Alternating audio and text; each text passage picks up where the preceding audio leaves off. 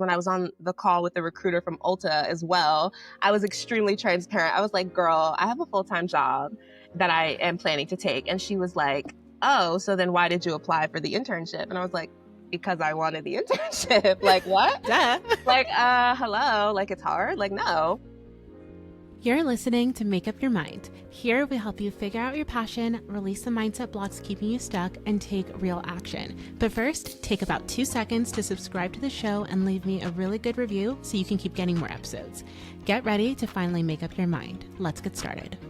Hello, everybody. Welcome back to another episode of Make Up Your Mind. As always, I'm your host, Jeanie Thompson, and today we have our very special guest, Jeanie Thompson. Jeanie is an associate marketing manager at HubSpot and also a creative, a multi-hyphenate. She's doing all the things and also building her whole presence on LinkedIn. I am super excited to talk to her about all that today. Jeanie, welcome to the podcast.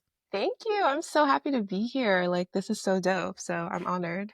No, I'm so excited you're here. Jeanie and I were talking before the show, and she was saying that this is her very first podcast episode. Yeah. And I feel like people should be knocking on your door. I hope so. I hope this is like the first of many. Like, I love to yap, so I feel like this is kind of my territory.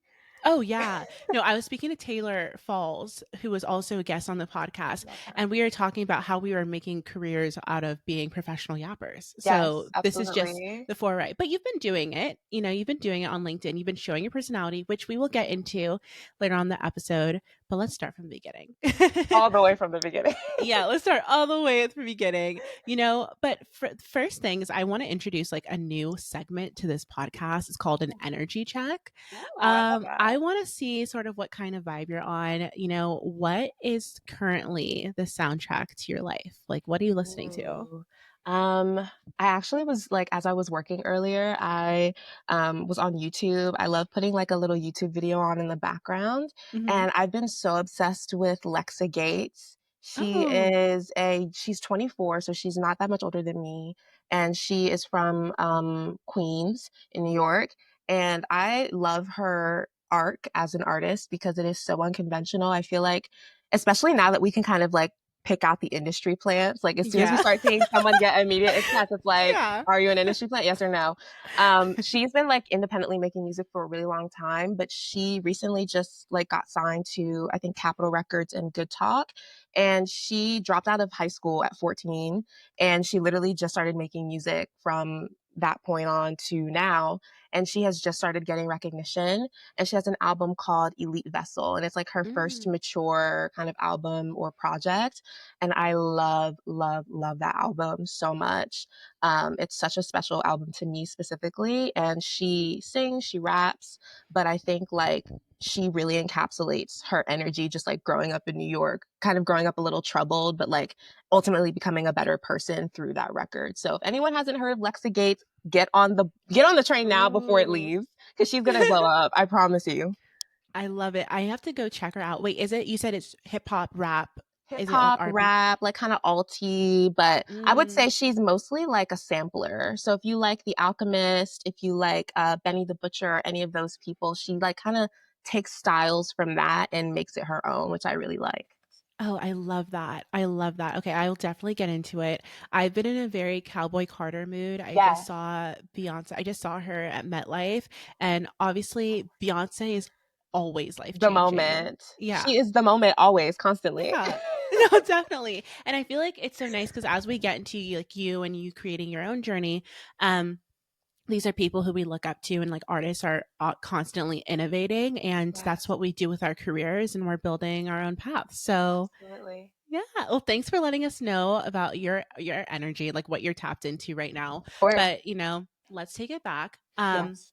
You are a recent grad. I think you graduated in 2024. Is that correct? Yes, I literally graduated like a full year ago. I graduated on Mother's Day last year, so like it's been quite literally a year, which is great. My gosh.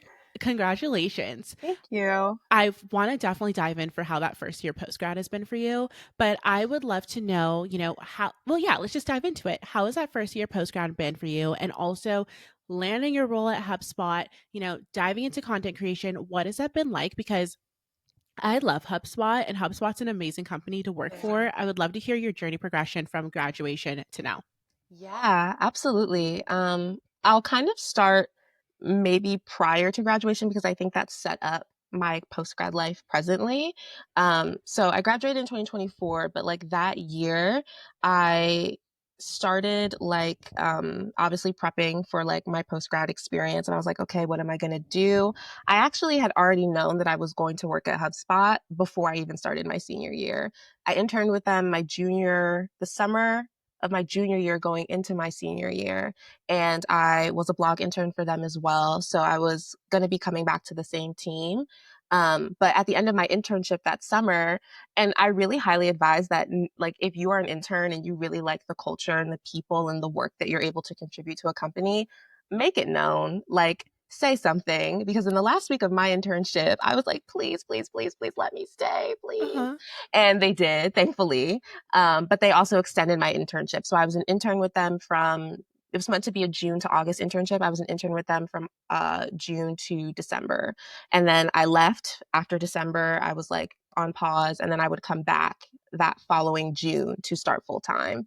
So I was like in a really lucky predicament, like to have known that I was going to have a job before I even graduated. And honestly, like now that I look back on my experience, that's what I set myself up to do. I knew immediately, like as a sophomore in college, that I wanted to have the luxury of knowing that I had a job, especially with the present job market. It's a mess, Mm-hmm. to be quite frank, especially as Yeah. someone who is Gen Z. And I'm also, or was also, the only post grad person in my apartment for this last year. So all of my roommates were finishing up their senior year. So I was really the only one in this type of situation, this type of lifestyle, really experiencing what post grad was in my apartment. And it's not an easy life, you know. But I will say that like I worked extremely hard my senior year, and I really wanted a summer internship going into my post grad, like, you know, experience.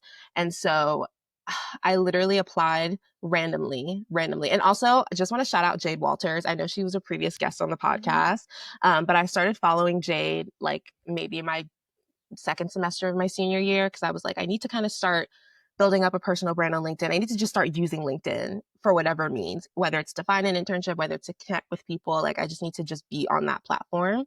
And I came across Jade's account, and she was a former Ulta Beauty intern. Mm-hmm. She was a former Ulta Beauty intern, and she had started reposting like that their internships were coming out. And so I was like, you know what? I'll just apply for an Ulta Beauty internship just to see. And I ended up applying for a DEI people success internship role. And I like applied and like left it in the back of my brain that I like had applied. I completely forgot. And then like randomly one day I got a text message from an Ulta Beauty recruiter, and I was like, who is this? I literally thought it was a scam. I was Yeah, like, because a text. how does this lady have my number? What? And she's like, hi, this is like so and so from Ulta. Like, just wanted to check that you're still interested in this position because we reached out to you via email. We didn't hear back. And Oh, I was wow. like, ain't no way. I would never miss an internship, like interview opportunity with Ulta Beauty. Mm-hmm. That's crazy. So it ended up going to my school email. Another pro tip: if you are like still in like your looking for internships era, please use a personal email, because my school email filtered out the recruiter email and I didn't get it. And so that's why she had texted me. And so I ended up landing an internship for that summer after graduation. So I had the internship lined up. I Yeah. also had a full-time job lined up that I was starting in June. Both the internship and the full-time job were starting in June. So I did both that summer, which is Wow. very unheard of for a lot of people. And the Ulta Beauty internship was also full-time. So I was balancing starting a full-time job and also starting a full-time internship at a completely different company. And that was super crazy. Like, if I had known the amount of multitasking that I was going to be doing, like, I don't want to say I would take it back, but I just wish I had mentally prepared myself a little more. I didn't give myself really a break after I graduated. And like my senior year was super busy. I was looking for an apartment. I was protesting. I was running an organization. I was like doing all of these things. And also I was working part-time for a nonprofit. So I worked at an Mm-hmm. affordable housing nonprofit in Boston for 4 years, all throughout my time in college. I started as a communications intern. And then after that, they were like, do you want to be a communications associate? So I worked with them all throughout college for my entire time. So I was balancing working, doing social stuff, looking for an apartment, prepping, doing all of that. And it was really like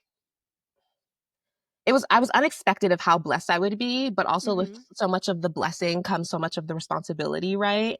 And like I just wish I had known how hard I was going to have to push myself to like be in those places, be in those spaces. I'm thankful that I did it, but like definitely like the work-life balance thing for a while was there was no balance. It was just work. Yeah. And like I hope a lot of black girls can resonate with like the fact that that is not normal. Like you should be relaxing Yeah, while also resting. working and resting. But like I come from pretty low income background. Like I didn't really have a whole lot of support throughout college. Like that's just what I had to do and that was my reality. But it has prepped me to and primed me to have so many amazing interactions like this one. And so I'm just super thankful. But yeah. And in one word, my post grad, like my start to post grad was extremely chaotic. Yeah, honestly, I think a lot of people can relate, probably not specifically having multiple jobs and all that, but for a lot of the experiences that you mentioned that you were having, I think are very relatable. But getting into the logistics of those 2 jobs, okay, so how did that work having an internship and a full-time job? Because like, you know how people nowadays people are like, "Yeah, I I know. have 2 full-time jobs," and then they get fired from one. Not saying that you would get one fired from one, but I'm just saying Yeah. like, how did you balance How did I make that both? work? Like, what were the hours like? Yeah, I have to know. Woo! I mean, it was crazy. So, like, fun fact about me, I was actually homeschooled for 4 years. I was Mhm. homeschooled from fourth grade to eighth grade. And this was prior to work from home being a concept. This was prior to COVID. This was prior to all of that.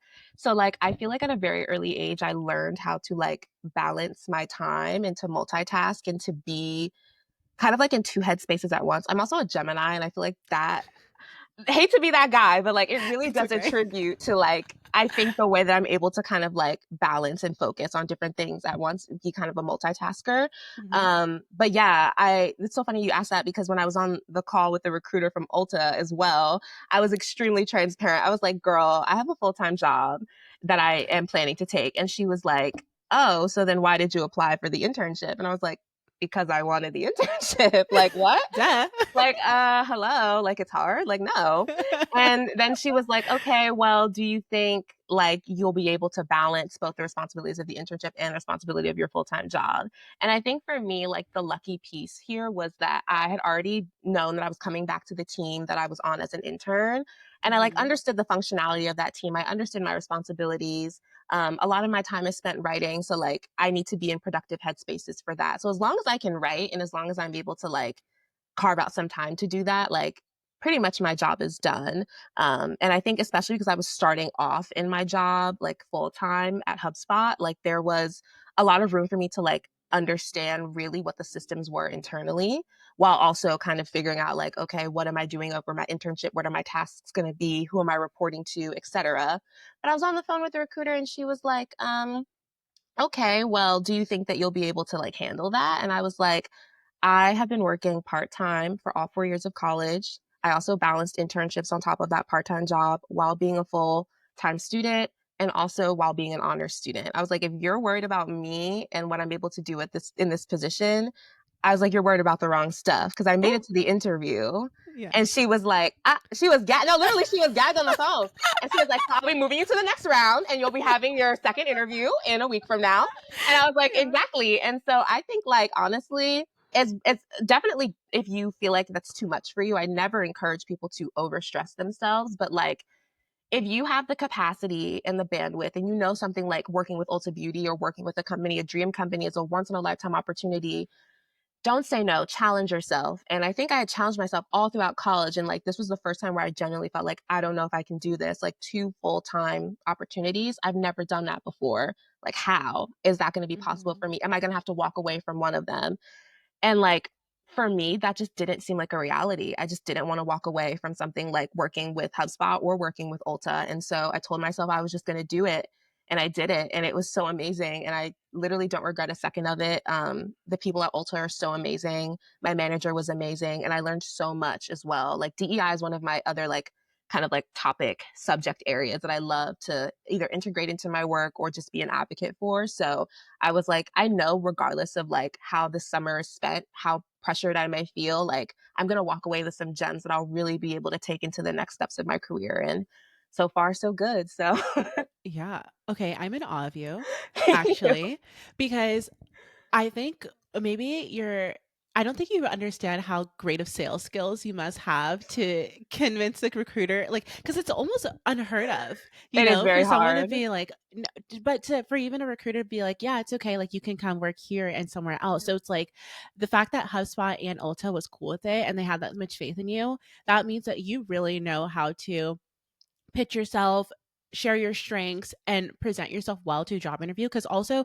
those are very coveted roles. I can only imagine how many people apply to them. Yeah, a So lot. the fact that you landed both, like, girl, Thank okay, you. what are some gems you would drop around that for even first landing the interview at HubSpot and Ulta, and then secondly, how you carry yourself throughout the interview process to secure Yeah. these roles? Yeah, I think like honestly, one of my main rules has always just been to show up authentically and show up as Mhm. your full self and as your whole self. I think both Ulta and HubSpot are great companies that really prioritize like identity is like a core factor or pillar of like what they do in their mission and their vision and their values. Like Ulta is a values driven company. They literally could not sell makeup if they didn't appeal to people of all different backgrounds, all different walks of life. And HubSpot it prides itself in kind of being a space for people of all different, experience levels, interests. Like they recruit the best talent because they're open to seeing some of the best talent. And so I think for me, like showing up authentically was a big thing. I also have this rule. I have a really hard rule about not working for companies that don't want me to be myself. So if I'm Mhm. going into an interview and I feel like somebody's looking at me crazy because I have tattoos and I have blonde eyebrows and I've got piercings, that's probably not the company for me. And like that's sometimes a hard realization when you realize like your dream companies may not be like for you, but like it's a worthwhile realization to have in my opinion. And so luckily they passed that test. So I was like, okay, these people want me here. They like who I am. I'm here because of my work and my work ethic and not because of what I look like or, et cetera, all of these other different kind of extracurricular reasons. Um, but I definitely think like outside of that, come prepared always. I have a habit of making this big long fact sheet, and it's a fact sheet that breaks down like all of my roles from what I did in college to now. And I kind of just like bullet point everything. It's kind of just like a brain dump of like everything that I think a recruiter would want to know about me before they can even ask me a question. So I talk about what I've done in college, I talk about what I studied. If the role is marketing specific, I worked at a nonprofit. I did social media management. I'm talking about what I did in that role, and kind of just really building a script that I'm comfortable with that maybe I'm not looking at and referencing the entire time, but like I understand the flow of that script and I know what to say so that I can feel confident when I'm communicating with that person. Um, and I would also say maybe just like have a demo interview with a friend, like talking to a friend in a super casual way about what you would hope to say to someone helps you just like kind of get over those like likes and those ums and those things that you maybe do that you don't notice, that make you feel maybe less confident. Even if a recruiter doesn't notice, it just may make you Mhm. feel like, oh my God, I'm not doing a good job. I'm bombing this interview right now. Taking the time to just do a practice interview with someone has also helped me prepare too. So I would say those three things: show up authentically, take notes, have a brain dump of like what you want to say, what you want to go over. So if you blank out, you have something to look at, and then do a demo interview because practice makes perfect. No, perfect, perfect. And I 100% agree with you with the authenticity part, more in the sense that, like, I think that the workforce is changing so much. Why does it matter if I have piercings and tattoos? If it's not anything that's Hello. overtly offensive, I don't really understand why it matters. For Absolutely. example, like, I think that the way work is moving, people are just so much more flexible Yeah. with how they approach work. So I don't understand, like most of the times we don't even really show up in like business casual for work Yeah. anymore. I would, Absolutely. when I was working my corporate job, we would show up in sweatshirts all the time, but if we were client facing, then we would change it to something a little bit nicer. But does it Yeah. really matter? Matter of No. circumstance, yeah, Exactly. too. And also I feel Exactly. like a lot of people know when, like, they shouldn't be in, like, I don't know, something inappropriate for work. Like, Exactly. have you seen those, the TikTok dispute or, like, debacle about, like, what's, like, corporate girly wear and, like, Oh, like what the people corporate should be. siren. Yes, and I'm like, Office siren. oh my God, like, okay, like there were definitely some that were pushing it in my opinion, but I'm like, if you want to wear a cute little, if you want to wear tabbies and like a cute little like button up, I don't think that's inappropriate at all. I think we should Yeah. bring more personality to corporate, Yes. 100%. Oh, 100%. No, but some of it gets crazy though, because I did see someone wearing shorts to an I interview. was So I like, was like, "Oh." yeah, like maybe not that, but I'm like, we could No. totally like make corporate cool. I'm all for making corporate cool. Yes. Like that's like my whole thing. Like I want people to start showing up as themselves because at the end of the day, like if you are going to work in corporate, there will be parts of it that exhaust you, especially if you're black, especially if you're a woman of color. So like if you can do anything to make that easier, even if it's like carrying a cute little telfar, bringing your bagu to work, showing your tattoos, like things that make you happy, then do it. So at the end of the Yeah. day, you're here to work and you deserve to look good while you do it. 100%, 100%. Like, I love, like, a colored suit. I Yes. loved, like a nicely structured button down that maybe has a Yes. little bit more flair. Some You know, it shouldn't. linen. Exactly. I think we Yes. should bring a lot more personality to how we dress, and also, like, going back to sort of, like, your role at Ulta, your role at HubSpot, I think it's really interesting because even though there are internships that landed you into a full-time opportunity at, like, HubSpot, Yeah. but with like Ulta and HubSpot, you sort of still position yourself to be in spaces that allowed you to be very multi-hyphenate because Ulta's a beauty company, right? And now you are part-time modeling, right? So you're exposed to a lot. I'm not, wait, what were you doing specifically at Ulta? I was a DEI intern, so I worked underneath Okay. people success, but I was like in the DEI department. Okay, great. So, but like in the general sphere, like you were still in like the beauty and like Ulta still Yeah. advocates for like inclusivity for a lot of different Yeah. things. And, you know, you probably got to see a lot of the campaigns that they ran and Yeah. so on. And then HubSpot, you're exercising that creative engine through like your writing, right? Yeah. And being able to interview people. I saw you interview Jade. So being able to Yes. interview people like her, right? Yeah. So I'm curious, like you're, you know, you're building a multi-hyphenate career. How did you start to like push yourself into the modeling outside the 9 to 5? Because we know that you're very good at multitasking and you're very good at balancing your time. But Yeah. how did you get your start into modeling? Yeah, this is also such a full circle moment because I feel like for a long time, I didn't think I would ever be doing modeling professionally. Like, Mhm. I was told, like, your look isn't what people would like to see. So, like, this is just grounding me in such a beautiful way. But I really have always wanted to do modeling. Like, I think ever since I was a kid, I've just always dreamed about being seen and letting other people see me in a way that feels empowering. And so my freshman year, this is so funny because like you could literally ask any one of my friends. I was doing everything to get to literally just to be a model, to be in those spaces. I was signed to an agency in Philly in my sophomore year. I'm from Philadelphia originally, so I grew up born and raised in Philly. And I was signed to a small agency in Philly my sophomore year. And honestly, like even though I didn't get to do a ton of professional work under that agency, I was able to like build like at least with a couple of test shoots, like things that I was proud of to put into my portfolio. But the thing with that agency was that and it's so sad because the agency was literally run by a Black queer woman. So I was just like so sad to be getting this feedback. But she was Mhm. like, I really think you should put your brows back to the color of your hair. Like, I think you should like put your brows back to brown.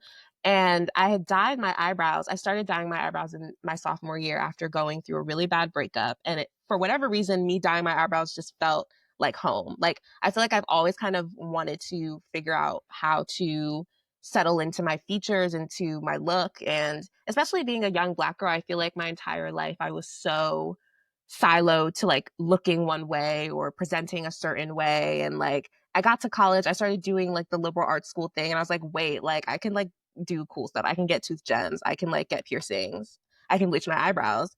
And so I started bleaching my eyebrows, and my agent was like, okay, like I think you should put your eyebrows back. And I just would not budge on that. I didn't want to. And I was like, I don't see myself. How is that going to get me more bookings? How is that going to propel me forward? Like, there's really no basis of the reason why I should do that. And so we would just always go back and forth on that. I was like, I don't want to bleach my eyebrow. I don't want to put my eyebrows back. You want me to put them back? Like, yada, yada, yada. And so I submitted to an agency based in here in New England, and I submitted for a completely different, like I submitted myself for a completely different project, but the agent of the founder of the agency, he like responded, he was like, please submit yourself like to my board. Like I would like you to submit yourself to be on my roster. And I was like, oh my gosh, like is this my like way out of this other agency that like doesn't really see value in me and like what I'm able to offer and to like pivot into doing something that, or doing work for an agency that does. And so I was really scared to leave that other agency because they were the first people to like ever see anything in me, to ever like see potential, to want to do test shoots with me. But I was like, when you know it's time to walk away, you know?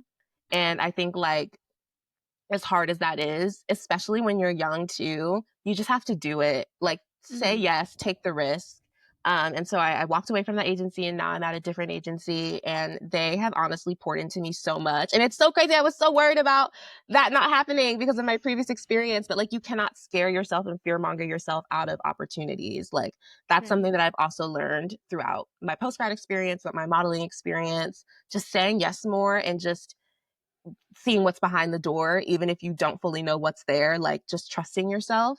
And you know, if it doesn't work out the way you want, you learn a lesson and you take that lesson with you.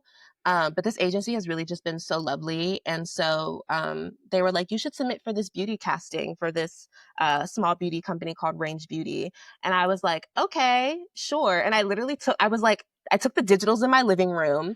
I like set up my tripod. I took the digitals in my living room against like my white wall. Like they literally did not look that good either. Like typically when you do modeling, you have to submit like your professional digitals. They can even be taken on an iPhone, but like just not the lighting in the living room was not good when I took them. So I was so shocked when I heard back and they were like, we love your look. We would love to have you. It was my first ever paid modeling gig as well.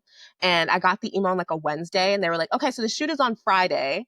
So I had to like buy a ticket. I had to like book myself down to New York. I literally took an overnight bus so I could get there in the morning and have enough time.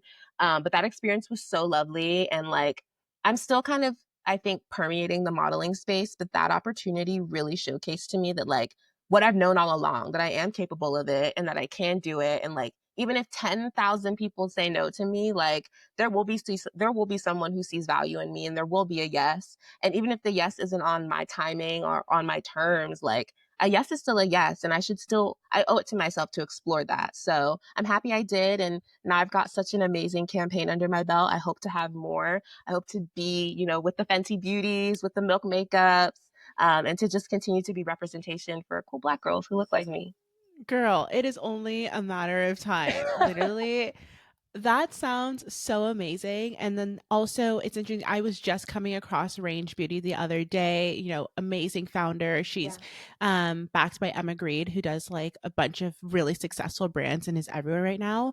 But like, kudos to you for also Yeah. not knowing if leaving your past agency was going to be the right thing, but then doing it anyway. And then look at where it landed. You Yeah. know, look at where everything ended up. Yeah. With my blonde eyebrows, of course, With as your well. blonde, exactly. The when you were saying that, it totally reminded me of Dochi because Dochi, like, what did she get fired from Chipotle? Where was she working? Yes, Yeah, yes. She was like, I don't even have a job right now. I don't care. I'm just gonna go. That was literally my mood. And it's so funny to say exactly. that. Everyone compares me to Doechii in some way. And every time Yeah. she comes up in a conversation, I'm like, that's like we are connected in some way, like by No, the spirit yeah. and soul. You are.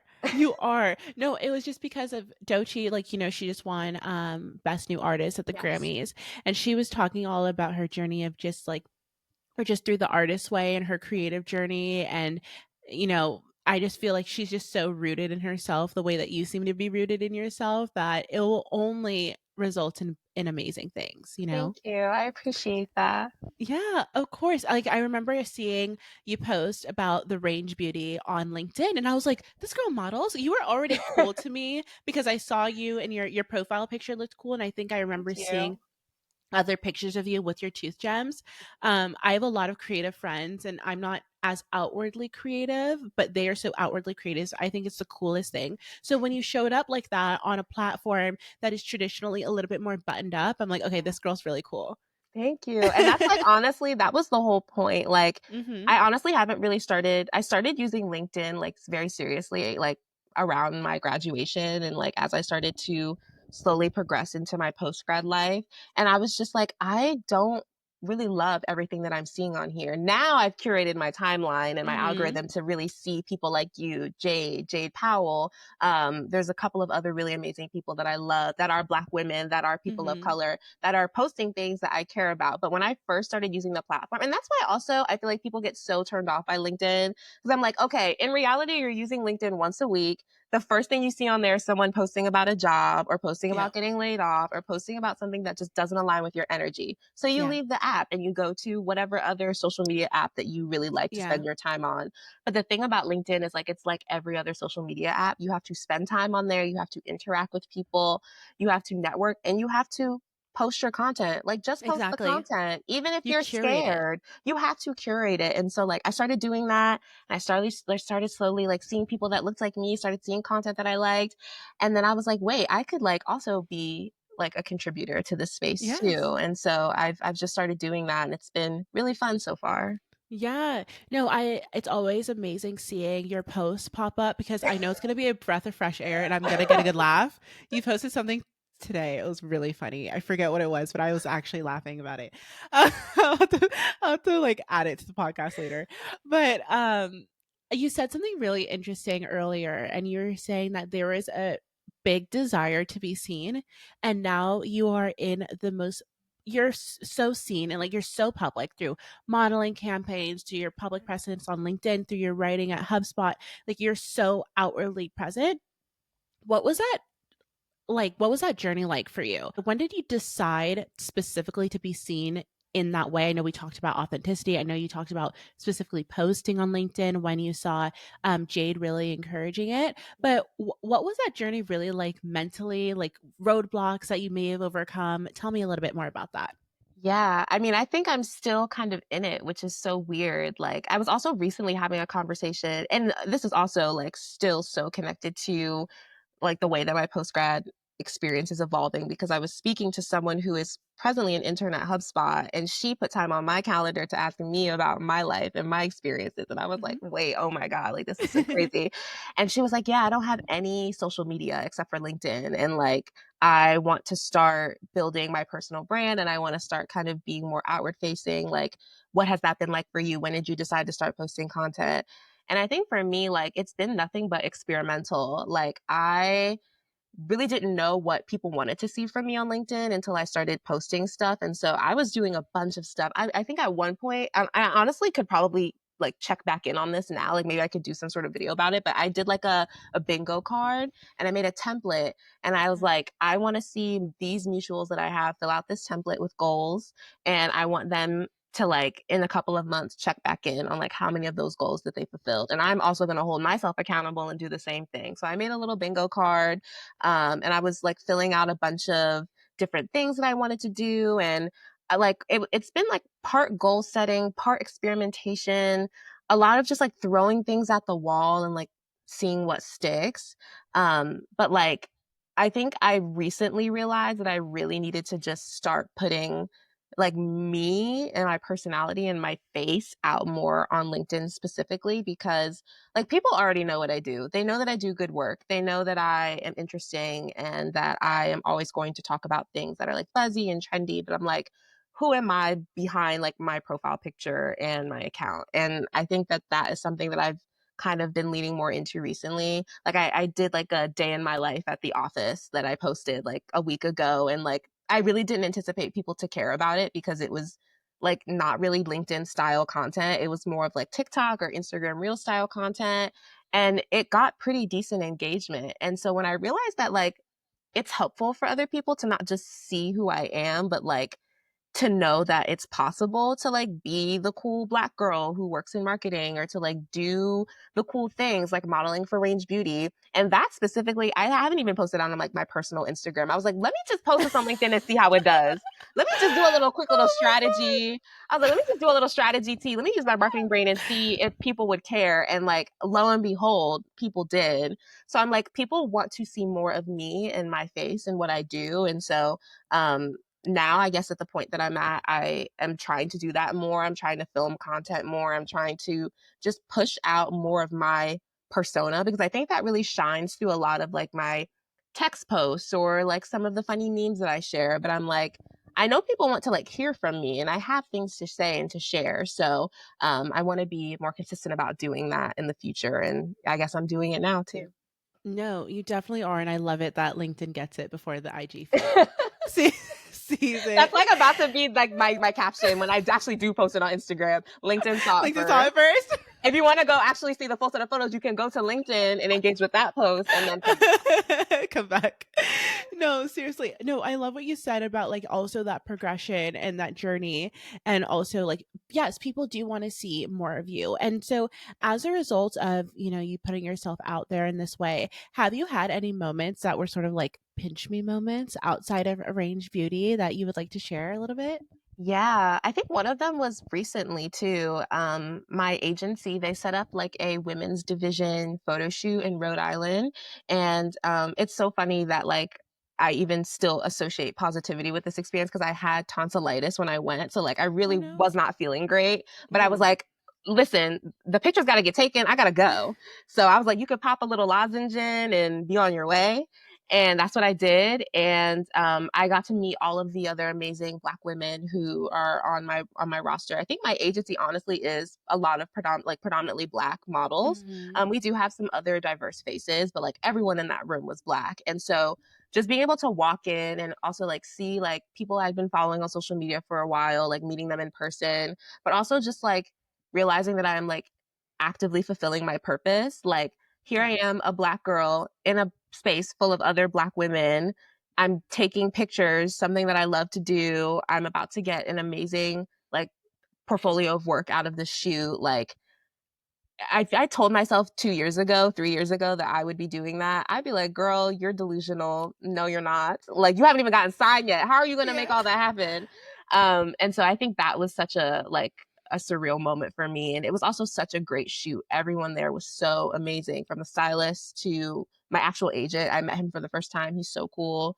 And also just meeting the other like beautiful Black women. And we like now have a Yeah. cute little group chat. And I'm like, this is what I want. I want to fill my cup. I want to make connections, and I want to do the things that make me happy. And I was able to do that all in one day. So Yeah. No, I love it. I love it. And so as you're working on, I think, developing this career and this multi-hyphenate career that feels so uniquely you, what's your guiding compass on, what's the next best step to take? Like what do you, outside of authenticity, if someone's listening to this and they're like, "Oh my God, Jeanie has the best career out here. She's able to do all these amazing things. She's built a brand for themselves." Like, what would be your advice for them about how they could figure out what this would look like for them?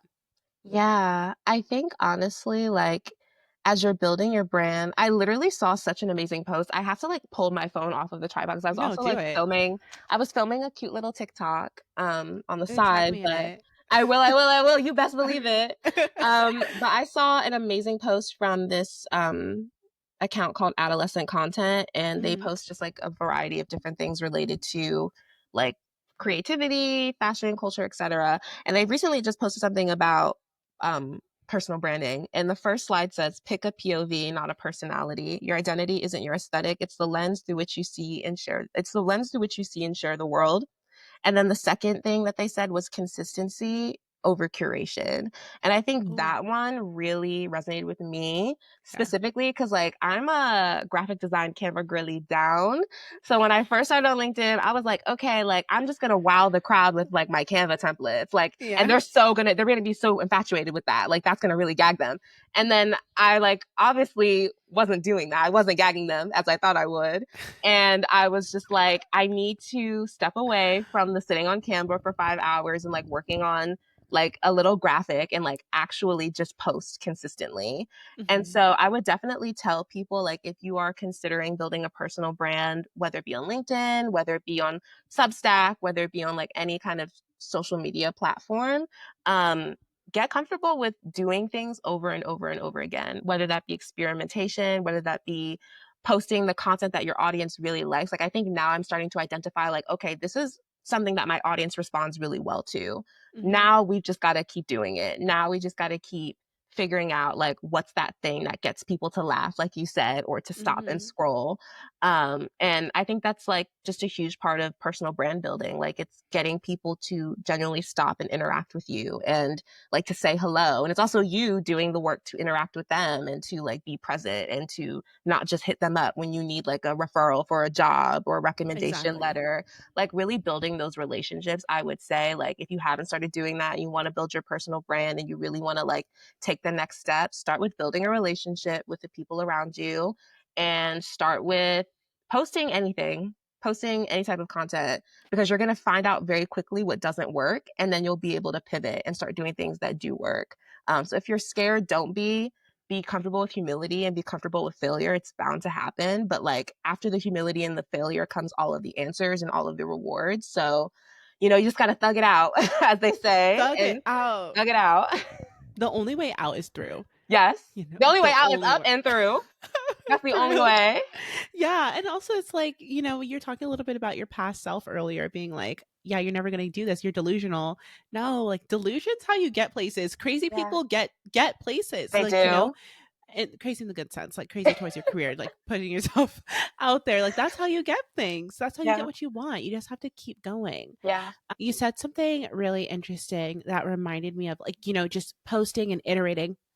One thing I love about like posting on all these social media platforms is that you don't know who's looking at it. And Absolutely. all of a sudden, someone will reference something that they didn't like, but you posted about a while ago, or they'll like recommend you to something Yeah. that you would not have thought you would be recommended for, you didn't even know existed. And it's just because they see your posts, like Yeah. you're top of mind.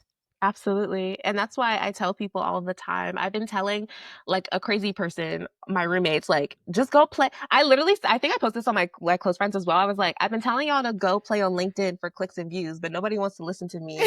Like, literally to me, LinkedIn is just playing. It is just Yeah. playing. It is just fun. Like, and also that's part of the reason why I show up the way I do, because I'm like, corporate and like LinkedIn specifically as a corporate facing social media platform should never be that serious. It Yeah. should never be that serious. And you should just feel comfortable with putting out what people would see from you on a daily basis. Like if you were in the office interacting with someone, you're absolutely going to show them that meme that you saw. And Yeah. you are going to laugh about it. And maybe you'll have like a 10-minute kiki about it. Like Yeah. that's what I hope I'm bringing to LinkedIn. And I'm telling people, like, you just never know who's watching you. You never know who's listening. You never know who's talking about you in other spaces. But like, you don't give yourself the opportunity to get that exposure if you just don't do anything. And Yeah. like, if you don't, like I said, see what's behind the door, like you lose out on so much. You lose out on just the potential of seeing what you're worth. And I don't think anybody deserves that. I think it's a Yeah. disservice when you don't go out of your way to advocate for yourself. And that's one of the other biggest lessons that I learned as a Black woman,